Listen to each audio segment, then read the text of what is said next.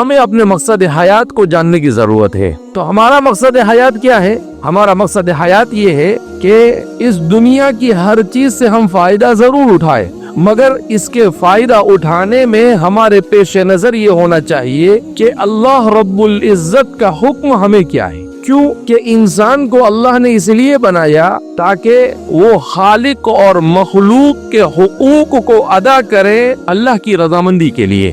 انسان کے ساتھ دو چیزیں لگی ہوئی ہیں، ایک تو انسان کے ساتھ خود دوسرا انسان لگا ہوا ہے۔ ایک آدمی ہے، اس کی شادی ہو گئی، اس کی بیوی کے کھانے پینے کا خرچہ اس کے ذمہ ہے، اس کے بچوں کی پرورش کا ذمہ داری اس کے سر پر ہے، اس کے ماں باپ بوڑھے ہو گئے، ماں باپ کی خدمت کرنا اور ان کو کھلانا پلانا یہ اس کے ذمہ ہے، اس کے بھائی بہن کے حقوق ہے، اس کے جتنے رشتہ دار ہیں ان کے حقوق ہے، اس کے ساتھ جو پڑوس میں رہتے ہیں ان کے حقوق ہے، اس کی بستی میں جو لوگ رہتے ہیں ان کے حقوق ہے، اس کے ساتھ جو بھی مخلوق اللہ کی انسان کے ساتھ زندگی گزار رہی ان سب کے حقوق ہے انسان کے اوپر۔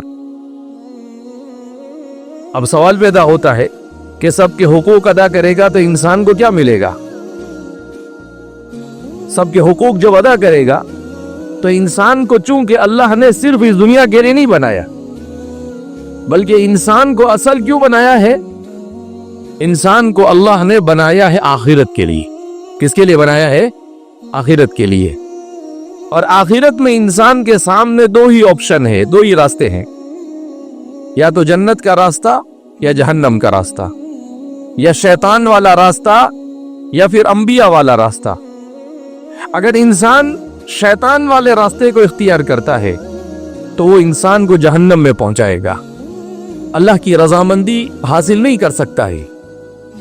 اور اگر انبیاء کرام علیہ السلام والے راستے کو اختیار کرتا ہے تو اس صورت میں اس کے لیے بھی دنیا میں بھلائی ہے اور اس کے ساتھ بسنے والے انسانوں کے لیے بھی بھلائی۔